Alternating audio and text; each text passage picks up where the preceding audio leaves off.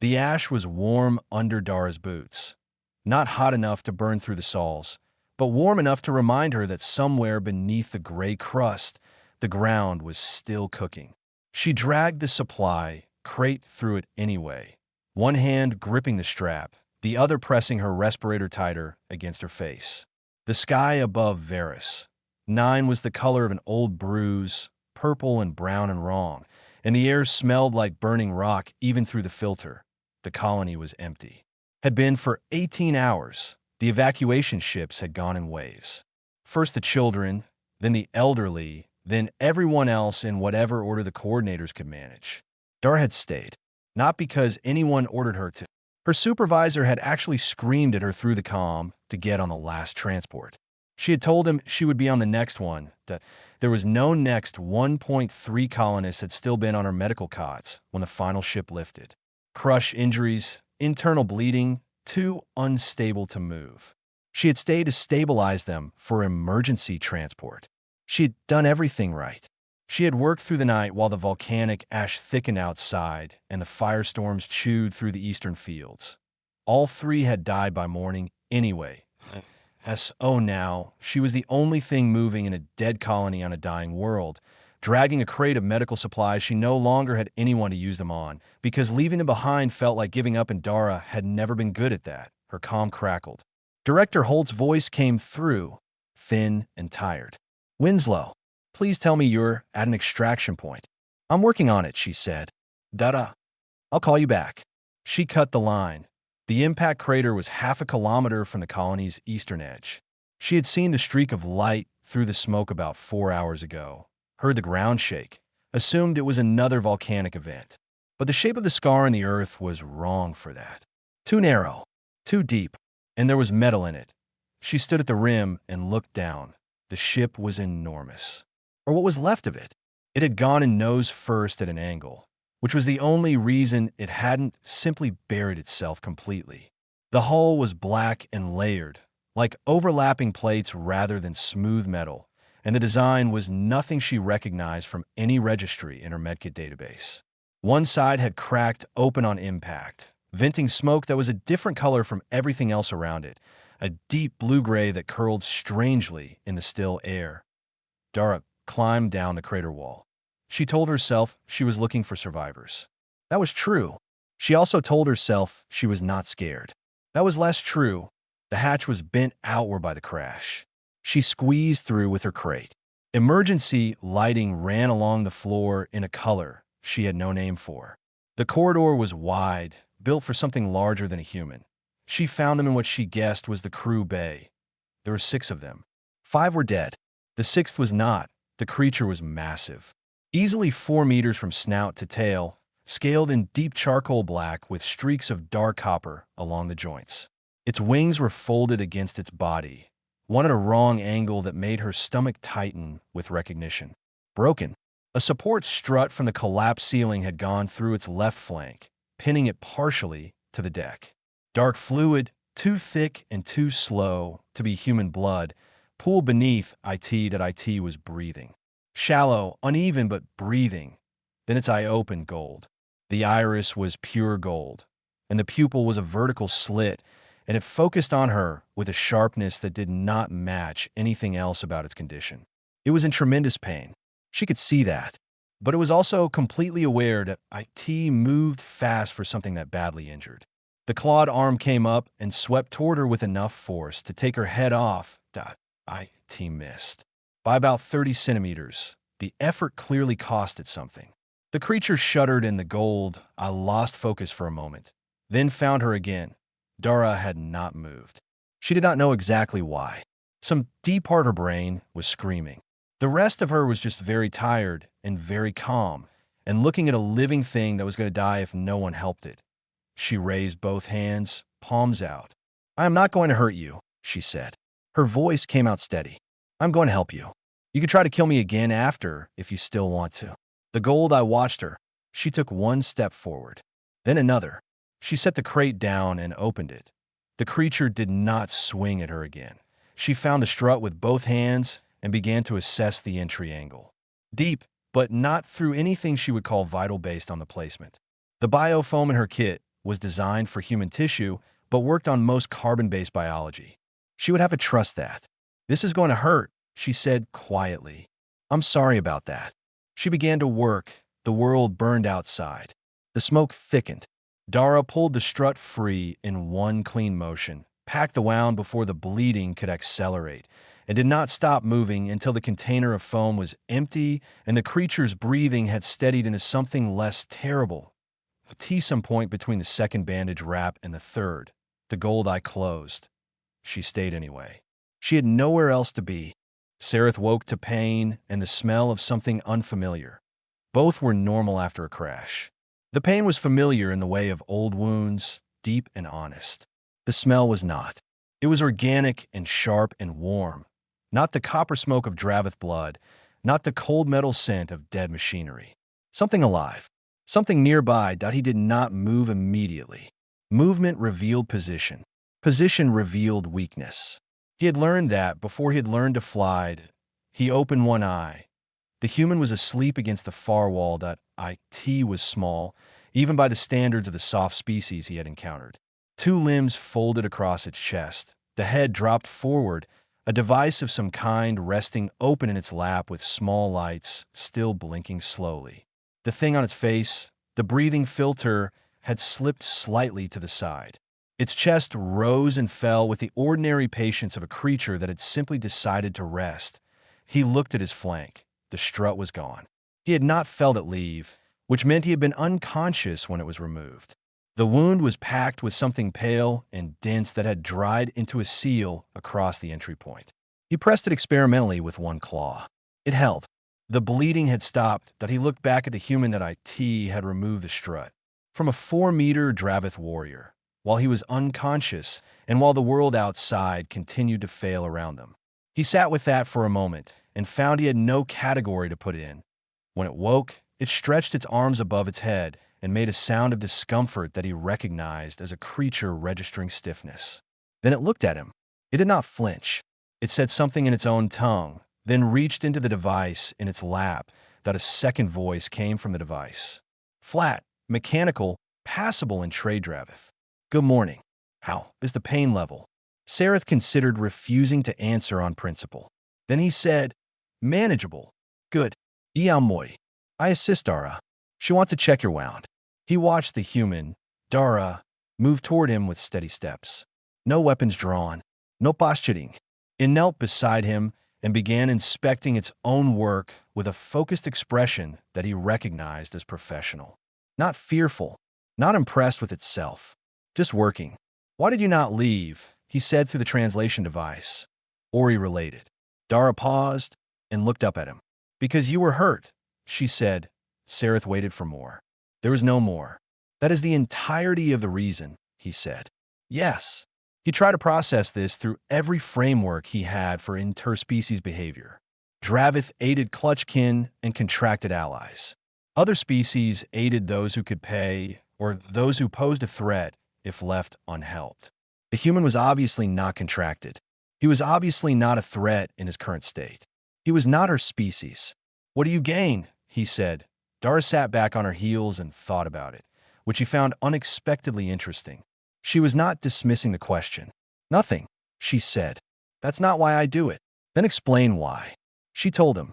She used simple language, which he appreciated even if he would never say so. She went to broken places. She helped broken people. She left when they were stable. She had done it for 11 years on many worlds. Not for territory, not for debt, not for status. Because someone has to, she said finally. Sareth found he had no response. In Dravith, you learned to identify a thing by what it wanted. Wanting nothing was either a lie or a category he had never been taught. He filed it under things to examine later. The ash storm hit while they were still talking. The wreck groaned, and a section of the upper hull flexed inward under the weight. Dara grabbed her crate and moved fast. Sareth pushed himself upright, wound pulling sharply, and moved to the deeper section of the ship. A ceiling panel came down. Dara was directly underneath it. He moved before he decided to. His shoulder caught the panel edge and shunted it sideways. It hit the wall. The floor shook and dust fell, and then the sound stopped. Dara looked at him. He looked at the panel. He told himself it was reflex. He told himself he had simply moved toward the closest structural threat out of training. He did not examine the part of the thought that was aware she was underneath the panel. That part he set aside. Later, while the storm worked itself out against the hull, Dara pulled up a crew manifest from the wreck's damage system using her device and read him the names. 5 dead, 1 unaccounted for. She said the name. Sareth stopped breathing wrath. Young, 12 cycles, not yet full-plated. He was Sareth's ward, the clutch young given to him 3 years ago when Larath's sire was killed in service. He was Sareth's responsibility. He was somewhere in the crash debris, alone and injured, and had been for nearly 20 hours. Sareth stood. The wound pulled. He did not care. Dara was already checking her oxygen reserves and looking at the door. "We go together," she said. She did not ask. He looked at her for a long moment. Then he moved toward the hatch. She kept pace beside him, small boots crunching through the ash, device in hand, heading into the burning world without looking back. He still had no category for her. He was beginning to think he might need a new one. The colony's eastern fields were gone. Dara had walked through them on her first day on Varus 9, 3 weeks ago, when the grain was still green and the air still breathable without a filter. Now they were a flat, gray sea, ash to the horizon, broken only by the skeletal frames of collapsed irrigation towers rising from the gray like the ribs of something enormous that had lain down to die. She walked, and Sareth walked beside her. He was quiet in the way that large things were sometimes quiet. Not stillness exactly, more like control presence. He moved with the automatic economy of something that had been moving through hostile terrain for longer than she had been alive, picking his footing without looking down, watching the distance. She checked her oxygen gauge. 3 hours and 40 minutes remaining. She checked Sareth's bandage by eye. The seal was holding, but she could see the discoloration at the edges. The wound was not happy with this much movement. "Stop," she said. That he stopped. "Kneel down. I need to check that." He looked at her for a long moment with those gold eyes. Then he knelt. She peeled back the edge of the seal, assessed, repacked with the last of the secondary foam, and pressed it flat again. He did not make a sound through any of it. "You can get up," she said. He stood. They kept walking. "In Dravith," he said through Ori's relay, "when a warrior is injured, they do not show it." "I know," Dar said. "I've read about your culture a little. The wounded recover alone or not at all." "It is order," he said. "It sounds exhausting." He was quiet for a moment. "It is what allows a unit to function. One weak point does not compromise the whole." "Or," Dara said, "you patch the weak point and the unit stays whole." He did not respond to that. She let it go. They found the old grain storage quarter an hour later. The silos had come down in a cascade, one triggering the next, and the rubble field stretched across 200 meters of ground. Dara was scanning with Ori when the signal came back. Faint bio reading. "Dravith. Alive." She pointed. "There." They found Wrath in the gap between the second and third collapsed silo, wedged in a space that had been just large enough to protect him from the full crush. He was young, that was obvious. Smaller than Sareth, plates not yet fully hardened, the copper streaks of his coloring still bright rather than the deep settled tones of the older warrior. Both wings were intact, but he was badly burned along his left side, and he had been here alone for nearly 20 hours in worsening air. He saw Sareth and made a sound that needed no translation. Sareth crossed the rubble field in 4 strides, ignoring the uneven footing, ignoring the wound. He pressed his snout against Larath's head, low and firm. He said something in Dravith, one sentence, very quiet. Dara did not ask Ori to translate it. Some things were not hers to hear. Wrath was too injured to walk. The burns were severe and one leg was damaged, the joint swollen. He could not take weight. Dara looked at Sareth. Sareth looked at Dara. They both looked at the rubble field between them and the wreck, and then at the ash fields beyond that, and then at the distance back to the only shelter they had. "He can go on my back," Sareth said. "In my culture, the young are carried that way. But my wing cannot support the extra weight on this side." "I'll brace the wing from below while you get him up," Dara said. "And I'll walk on your left so I can watch both of you."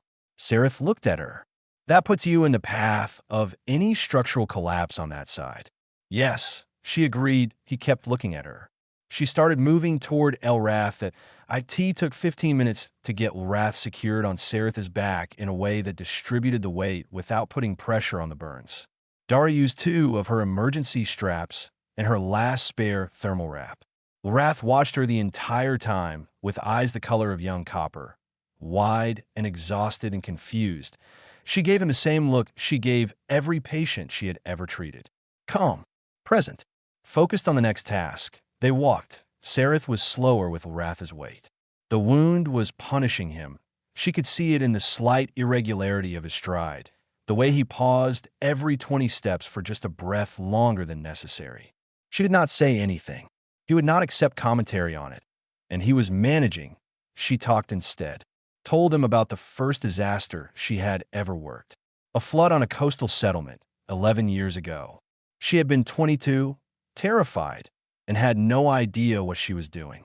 She had followed her supervisor through waist-deep water for 6 hours, pulling people out of half-collapsed buildings. "Why did you go back?" Sereth asked. After the first time, Dara thought about it. "Because I was useful," she said. "And because someone had to." "You say that often." "It's often true." He was quiet for a while. Then, "Rath asked me who you are." "What did you tell him?" "I told him you were the one who stayed." Dara looked up at the bruised sky. The ash was thicker now. She adjusted her respirator and checked her gauge point. 2 hours and 15 minutes. She kept walking. They made it back to the wreck with 90 minutes of breathable air left in Dara's tanks. She settled Rath in the deepest section of the ship, the part with the least structural damage, and began treating the burns with what remained in her kit. Rath bore it quietly, watching her hands with those wide copper eyes. Sereth stood nearby in the way of someone who wanted a pace, but had decided not to. Ori handled the translation when Rath asked questions. He wanted to know what Dara was doing. She told him. He wanted to know if it would hurt. She said yes, but less than it already did. He accepted this. When the comm crackled, she already knew what it was going to be. Director Holtz sounded tired. He always sounded tired these days. Dara, we have a window. Rescue ship is 20 minutes out. It has room for you, your equipment, and one injured passenger. Non-human, the hold is limited. She looked at the two Dravith across the dim compartment. Sereth, 4 meters of wounded Dravith warrior. Rath, young and burned and unconscious now, having finally given in to exhaustion. 1 passenger. "I need room for 2, she said. "I know what you need. I'm telling you what we have. Then give me a bigger ship." "Dara, the fleet is coordinating 17 other extractions right now. This is what we have. Atmospheric toxicity on your position is going to hit lethal levels in under 3 hours." She was quiet for a moment. "The younger one can't survive without immediate medical care," she said. "The older one is mobile and stable for now. I'll put the young one on the ship. And you?" She looked at Sereth. He was watching her. He had heard enough of the tone of the conversation to understand that something was being decided. "There's a Dravith recovery beacon in the wreck," she said. "The older one sent it before we found the young one. There will be a Dravith ship inbound. How far out? Unknown. But they do not leave their warriors.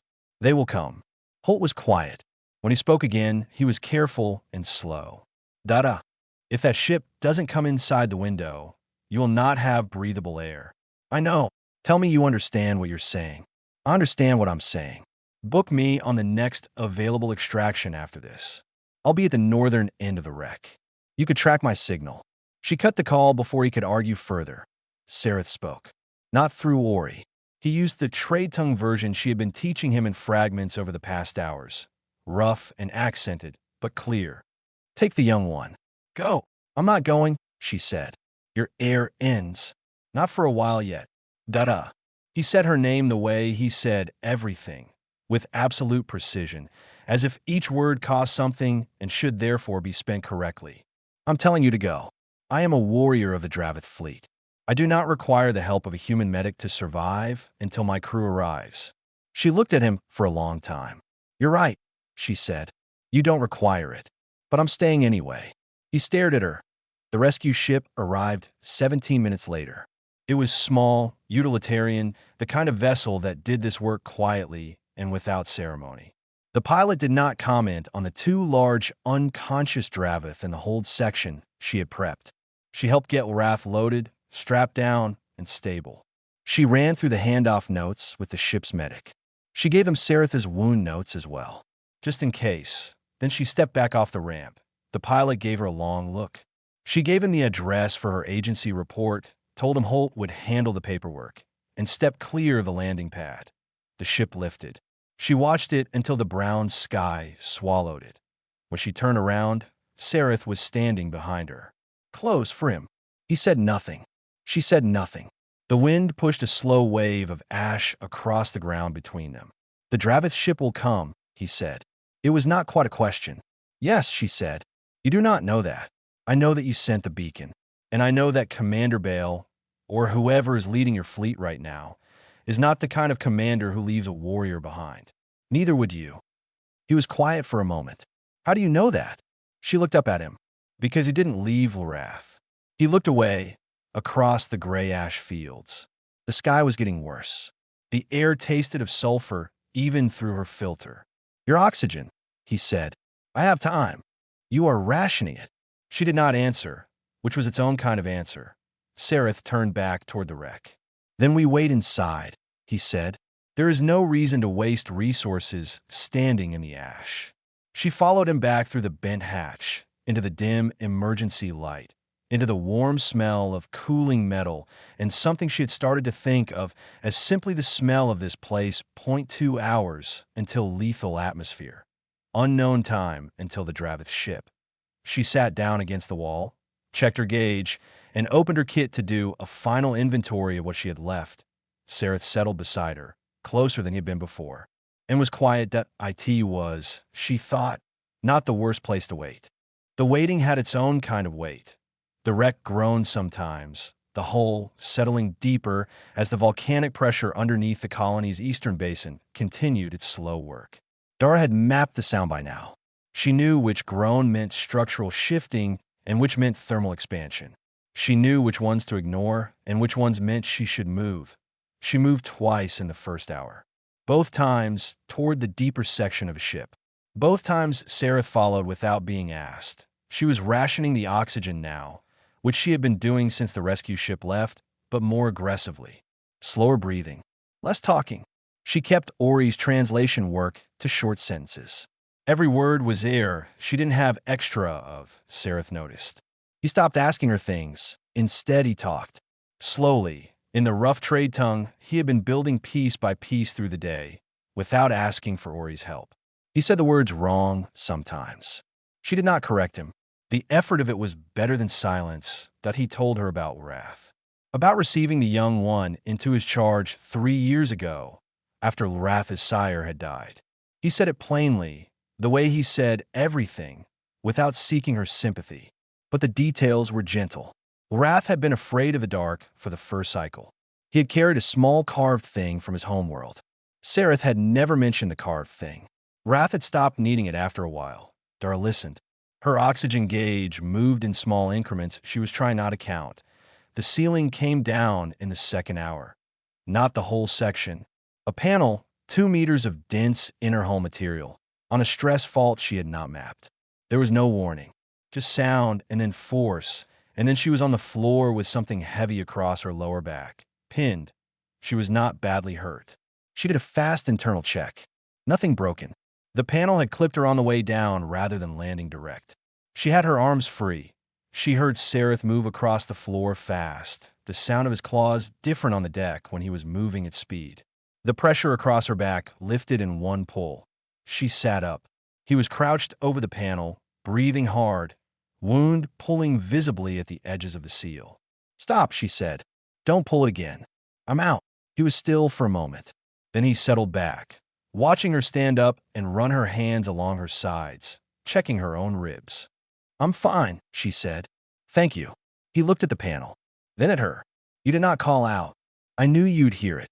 He was quiet for a moment. Your air. She checked the gauge. She looked at it for a second longer than she needed to. Then she looked up and gave him an expression she had spent years perfecting, The one that said everything was being managed. He watched her do it and said nothing. She sat back against the wall, more carefully this time, and let a minute pass before she spoke. Her voice was steady. "Tell me something about your home world," she said. He looked at her. Then, slowly, he settled beside her. Wing folded, eye forward, he described a mountain range on the Dravith third continent. Black basalt peaks, volcanic, with temporary rivers cut by rainy season runoff. Young Dravith flew the gaps to train. The air was rough, and the rock faces were close enough that a mistake ended things. His sire had taught him there, plain words. She could see it anyway. "That sounds beautiful," she said. "It was useful," he said. Then, after a pause, "Also beautiful." She almost laughed. She kept it to a small sound to save the air. The third hour passed. Her gauge was in the red sector now. Not critical yet. Close to it. She had written her report summary in Ori's notes an hour ago. Incident summary. Parties involved. Final status of the site. She had included Sareth's full designation from the crew manifest and a clear record of the medical intervention. If someone came for the site later, they would know what had happened here. Sareth said, without looking at her, "You are writing reports." "Finishing them," she said, "for when you cannot." She did not answer. "Da-da." She looked up at him. "My ship will come," he said. And the way he said it was different from how he had said things all day. Not a statement of hope. Not a reassurance. Something more like a command given to the universe, which he expected the universe to obey. She looked at his face, the old scales, the gold eye steady on her. "I know," she said. Then Ori's signal burst came through, loud and sudden, startling them both. Dravith recovery vessel. Emergency channel. 40 minutes out. They had pushed their engines past rated capacity. The message was from Commander Bale, one line, in Dravith. Ori translated, "Hold your position. We are coming." Sareth closed his eye. He was very still for a moment.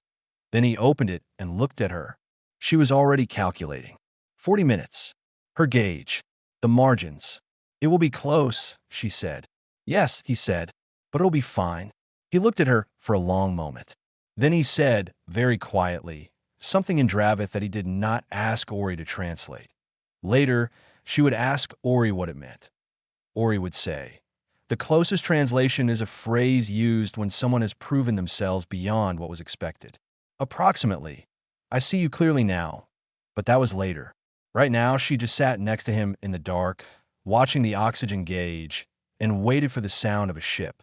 The Dravith recovery ship was nothing like the human rescue vessel. That IT was wide and dark, and it landed like something that had no interest in being quiet about it. The engine wash scattering ash in a flat ring across the ground around the wreck. The ramp came down before the landing struts had fully settled. Commander Bale was the first one out. He was older than Sareth, broader through the chest, with a long scar running from the left side of his jaw down under his collar. He walked down the ramp and stopped when he saw Dara. She was standing at the base of the crater, respirator on, oxygen gauge on empty, running on the last of the reserve that had bought her an extra 7 minutes. Sareth was beside her. Bale looked at the human. He looked at Sareth. He looked at the human again. He said nothing and went up the ramp to get the medical team moving. Inside the ship, Dara was given oxygen first. A Dravith medic held the mask over her face with careful professionalism, and she breathed until the gray at the edges of her vision cleared and the tightness in her chest eased. Then she sat on a bench in a medical bay and watched the team work on Sareth's wound, which had finally started bleeding again in the last 20 minutes and was angrier than she had let him know that he would be fine. She had known that, but it was better to see it. Bale came to find her after an hour. He sat across from her in the narrow corridor off the medical bay, too large for the space in the way of all Dravith on ships built for them. He asked her, in careful trade tongue, to tell him what had happened on Varus 9. From the beginning, she told him. She left nothing out. She was too tired for anything other than the plain version. Bale listened without interrupting. When she finished, he was quiet for a while. "Sareth has never asked for help from a non-Dravith," he said. "He didn't ask," she said. "I didn't give him a choice. He accepted it." She looked at him. "Is that unusual?" Bale's expression was very difficult to read. "Sareth has been a warrior of this fleet for longer than your civilization has had orbital flight," he said. In that time, he has not accepted aid from anything outside his clutch unit. He paused. He did not stop you. For him, that is the same thing. She did not know what to say to that. She said nothing. Bale stood. Rest, he said. We will have you transferred to a human vessel within 12 hours. He walked back toward the command section. At the corridor turn he stopped. What you did, he said without turning around, has a name in Dravith. We do not use it often. The last time it was used for someone not of our species was 400 years ago. He paused. I thought you should know that. Then he was gone. She sat with that for a while. Sareth found her an hour later. He was moving slowly, the wound properly sealed now, wings still bandaged tight. He lowered himself to the corridor floor across from her in the way she had come to recognize as deliberate, choosing to be at a level rather than above her. Wrath, she said. Stable. He will recover. A pause. He is asking if you're staying on a ship. She almost smiled. Tell him I'll come see him before we transfer. Sareth nodded slowly. He looked at her with those gold eyes, steady and old and very direct. I've been considering what word to use for you, he said. She waited. In Dravith, we have a term.